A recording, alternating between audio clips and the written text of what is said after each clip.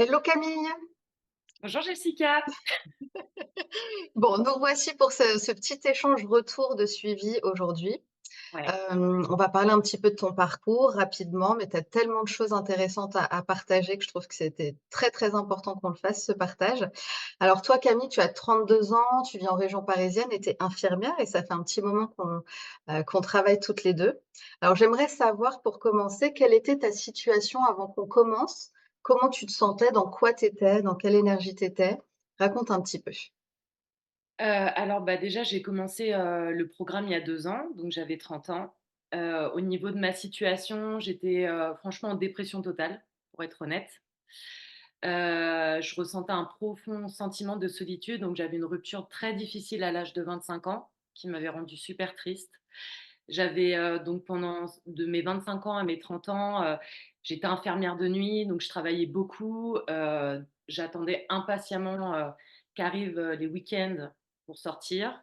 Mmh mh. Pendant ces sorties, bah, je buvais beaucoup, je fumais beaucoup et autres. Et dans voilà, je pensais, pouvoir, rencontrer mon grand amour, dans ces milieux-là parce qu'il y avait que des jeunes qui sortaient. Et du coup, en fait, en plus, je dormais le jour comme je travaillais de nuit. Donc j'étais décalée, donc arrivé le week-end, je côtoyais que, bah, le milieu de la night, hein, comme Mmh voilà. mh. Et voilà, et je me sentais très seule, je me sentais, j'avais eu quelques histoires avec des personnes, toxiques parce que j'attirais que des personnes toxiques à moi. Pendant ces périodes-là, j'étais moi-même très aussi abusive avec, les personnes. Et j'avais pas du tout confiance en moi, amour de soi à zéro. J'avais aucune envie, aucun regard positif sur mon avenir. Je me sentais comme une personne finie, un peu, désespérée, Mmh. sans espoir en fait, sans espoir. Et je me détestais même. C'est même pas que j'avais de l'amour de moi, c'est que je me détestais. Je me détestais physiquement, je détestais ma personnalité, je me trouvais trop sensible, trop intense. Voilà, et c'est et puis aussi la solitude c'était horrible à vivre au quotidien, la solitude surtout. Je focusais beaucoup sur, ce que faisait le parcours de vie de mon ex. Je me comparais beaucoup, Mmh. toujours en me sous-estimant, et c'est dans ce contexte-là, bah, que je t'ai appelée. Voilà, voilà. Bon là, on a du mal, c'est vrai, à s'imaginer, que tu aies pu vivre tout ça parce qu'on rigole beaucoup toutes les 2 parce que maintenant tout ça, c'est derrière toi. Mais c'est vrai que c'est important de rappeler, je sais qu'il y a beaucoup de femmes qui traversent ça. Moi, j'ai traversé aussi tout ce que tu dis là, les abus en tout genre, la solitude, le célibat très, très mal vécu, la comparaison, l'amour de soi dans les chaussettes, enfin une hygiène de vie, déplorable qui nous fait dégringoler de plus en plus. Je pense qu'on est beaucoup d'êtres humains, hein, globalement qui vivent ça. Et c'est important d'en parler parce que, bah, on va voir la suite. On voit qu'on peut vraiment se sortir de tout ça, se renouveler complètement et changer sa vie. Alors tu en étais là, tu avais déjà, engagé un travail sur toi? Tu avais déjà fait, je me souviens plus, tu avais déjà fait des thérapies, vu des fait des choses? Non, pas Non, tu pas avais un pas, travail comme ça. Non, tu non, non. travaillais toute seule sur toi, avant de me consulter, hein? Il me semble, non? Heu, Bah, non, enfin, Ah pour même pas, dire tu partais de zéro zéro quoi? franchement, oui, parce que, bah, avoir découvert ce que c'était le travail de développement personnel, je peux maintenant dire que j'ai jamais fait de travail de développement personnel. Ouais. Ouais, Non, OK. aucun. Bon, bah, super. Et alors, tu étais arrivée à moi comment? Tu m'avais trouvée comment? Par hasard. En fait, je devais voir, une psy un peu, basique, assez classique, et en fait, elle avait plus de place. Donc après, j'ai recherché sur internet, j'ai vu que tu étais bien notée, et c'est comme ça que je me suis lancée. C'est surtout l'appel téléphonique que j'ai eu avec toi où tu m'avais dit, cette phrase, «Mais est-ce que tu es prête à changer? Parce que, moi, j'ai besoin de travailler avec des gens qui sont prêts à changer», et sur le coup, c'est venu un peu me bousculer, mais j'ai bien aimé. Mmh. Mmh. Du coup, je t'ai rappelé à ce moment-là. Ouais, ouais, OK. Et c'est là que tout a commencé. Alors, comment s'est passé justement ton parcours dans la méthode Puissance Homme? Comment tu l'as vécu? Qu'est-ce qui a fait la différence pour toi? Alors, comment je l'ai vécu? De façon, au début, inconfortable. C'est-à-dire, j'avais un pied dans le futur, mais un pied dans le passé, parce qu'en Mmh. fait, je m'attendais pas à ce qu'il y ait des changements, dans autant de domaines de ma vie. Mmh. et c'est venu beaucoup me bousculer parce que j'étais pas d'accord avec ça au début. Mon mental n'était pas d'accord avec ça.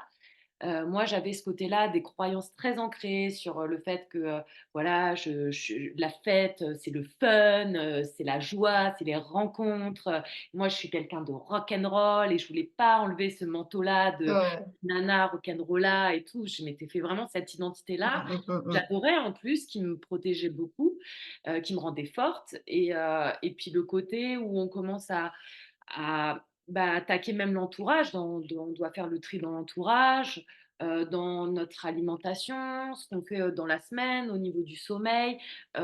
J'ai démissionné de nuit et je suis passée de jour pour me refaire une sorte de «routine» entre guillemets pour faire du bien à mon corps, me remettre au sport. Au début tout ça et puis c'est surtout l'entourage, moi ce tri au niveau de l'entourage qui est venu vachement me violenter parce que moi je pensais vraiment que j'avais besoin de mes amis pour avancer, mmh. Mmh. j'avais besoin de ces relations-là, j'avais peur du vide affectif aussi encore plus puissant parce que je me sentais déjà tellement seule que de dire adieu à toutes ces relations qui pour moi me tenaient, la tête, hors de l'eau.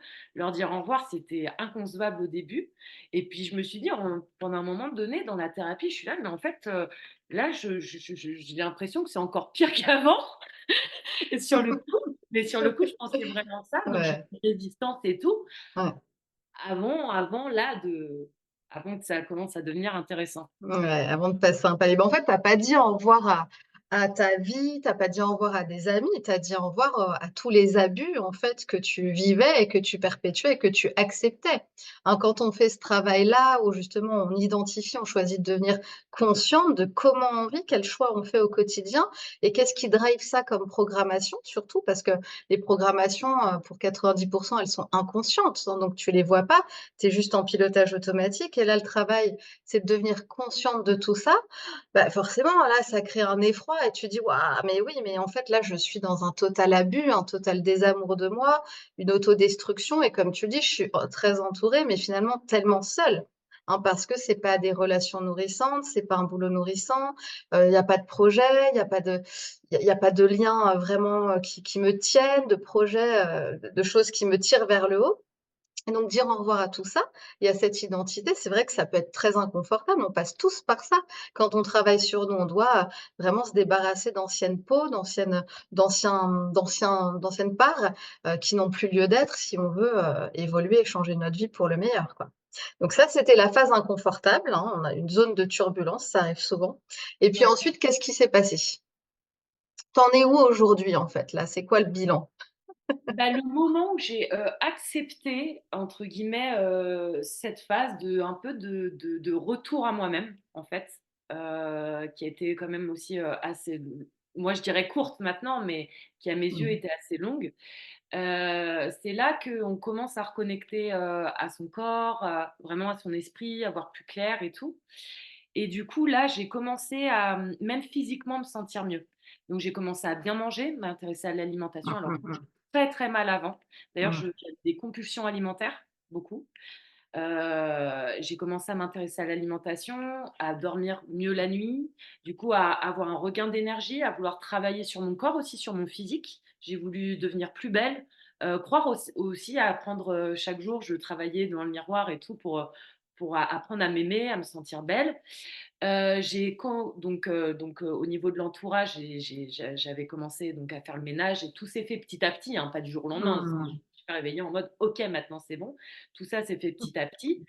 Et puis là, actuellement, où j'en suis, c'est qu'en fait, bah, dans le programme, j'ai aussi donc, retrouvé, une sœur avec la thérapie et du coup, en fait, j'ai plein de rêves, des nouvelles idées qui sont apparues et j'aimerais bien donc, faire quelque chose avec elle, monter quelque chose avec elle, donc quitter le milieu médical. Mmh. Et c'est là où moi je voulais en venir.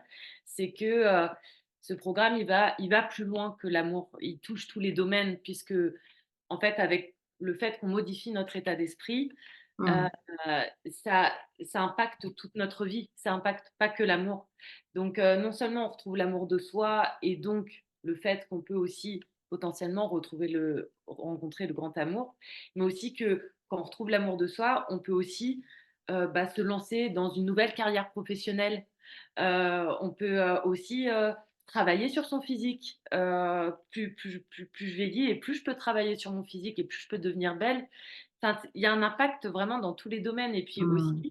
l'amour de soi et la conscience entraîne aussi une autre écoute, une autre communication avec nos proches et aussi fait bouger, nos relations familiales, Mmh. heu et c'est là que j'ai retrouvé ma sœur en fait, parce qu'en fait on ne se comprenait pas et du coup voilà donc voilà, à l'heure actuelle, j'ai changé mon quotidien, je pense. J'ai changé tous mes mauvais comportements, anciens, c'est aux oubliettes.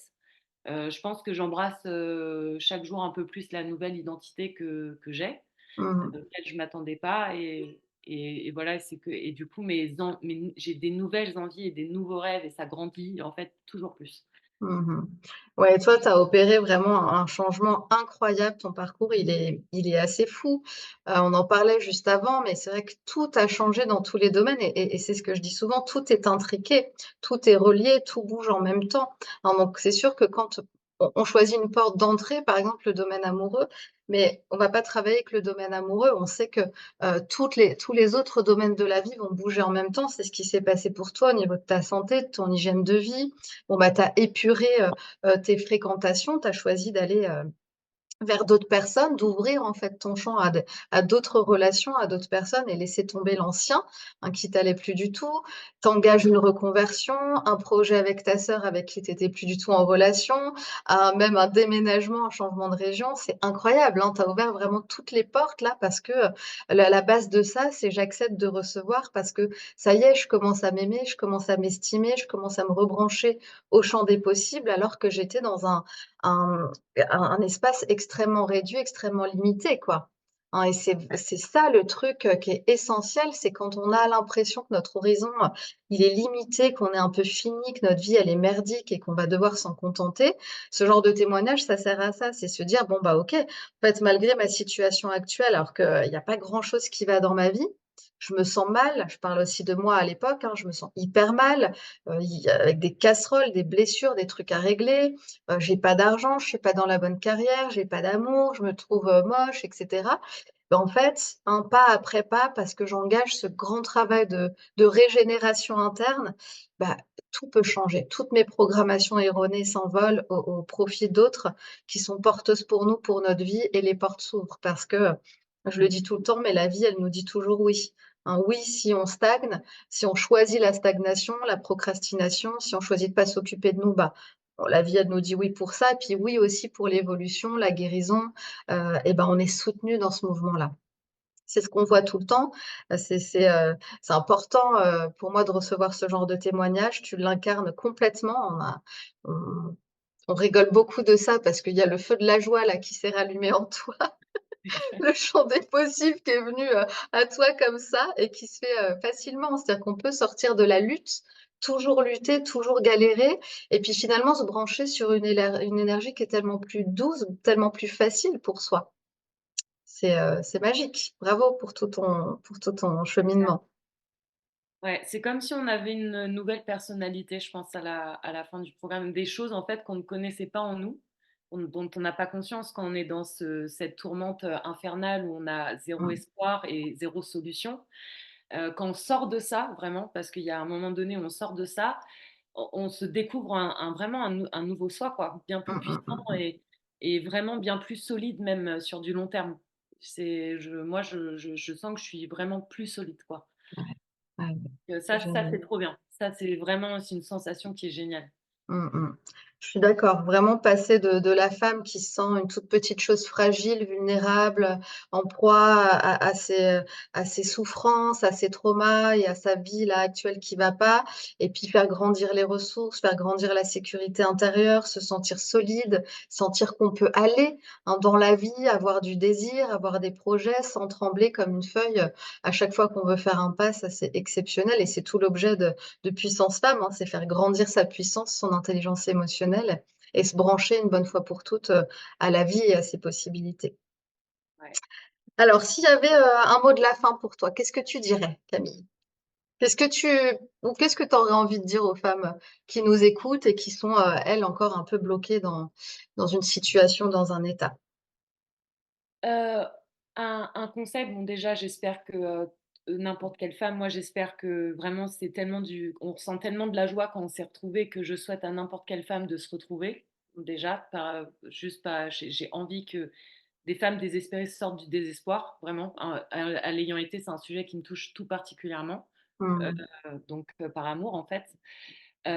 Mais le conseil que je peux donner, qui a été mon cas, c'est ne vous fiez pas aux résistances de votre mental. Vraiment, parce qu'il va être là. Il va être là. Surtout quand on est dans ces moments-là, dans le noir, lui, il va bien vouloir vous faire rester dans cette bulle confortable Mmh de mh, mmh. dépression. Et pour sortir de ça, il faut vraiment, il y a vraiment d'une après l'autre, quoi. Enfin, tout ça, faut faire sauter tout ça. Et en fait, je dirais qu'il faut garder la foi, en fait. C'est qu'il va y avoir des résistances, mais il faut garder cette foi que vraiment le changement est opérable même pour vous. Que vous êtes pas vraiment pas l'exception qui n'y arrivera pas. Parce que moi, j'y croyais Ouais. que j'allais être cette exception où le programme marchera pas pour moi et pendant très Mmh mh, longtemps, j'ai eu mmh. des résistances. Mmh. Et après, ça a fini par péter pour moi aussi. Et là, du coup, c'est la Camille consciente qui parle et donc qui dit que c'est possible et qu'il y a pas de cas à part. Tout le monde est pareil, tout le monde a des résistances et tout le monde peut sortir de ses résistances et briller après.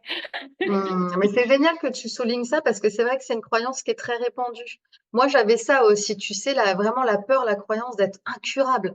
Genre, je suis à un niveau de mal-être, de névrose, de blessure qui est tel que ça marchera pas, je vais pas y arriver, je vais pas tenir, je vais pas comprendre et cetera et c'est super fréquent et toi, tu avais ça aussi et finalement, bah, qu'est-ce qui fait la différence? C'est un bon accompagnement, c'est des outils, c'est des pratiques aussi, hein. Toi, tu es à fond, dans tout ce que j'ai mis à disposition dans le programme et ça, des pratiques tous les jours, très concrètes à faire qui permettent de se reprogrammer à tous les niveaux de notre être, pas seulement au niveau du mental, hein, mais vraiment au niveau, psychocorporel et énergétique, ça fait toute la différence et merci de souligner ça. Peu importe l'endroit d'où on part, et ben, si on sent l'appel de la méthode, du thérapeute, si on sent qu'en écoutant quelque chose, il y a un petit feu de joie là qui se rallume timidement, il faut y aller, hein, c'est Faut y possible aller, pour ouais. tout le monde, ouais, ouais, il faut juste s'engager dans le process et puis chaque rythme est différent, mais il y a pas de course, on fait pas un concours et les choses bougent chaque jour un peu plus quand on est engagé là-dedans, quoi.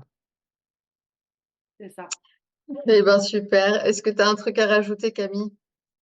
Hem, Juste un dernier conseil, parce que ça a été difficile pour moi aussi, j'ai beaucoup aimé cette phrase: «C'est dans le silence qu'on se reconstruit aussi». Faut pas Mmh avoir mh. peur de ça, parce qu'on nous apprend pas à faire ça et que, parfois j'étais là: «Mais qu'est-ce que je fous là avec moi-même?» Et en fait, c'est des moments où j'ai tellement grandi et du coup, et au début, ça paraît aussi inconfortable et en fait, c'est de là que aussi commence, je pense, le chemin. Mmh Voilà. mh.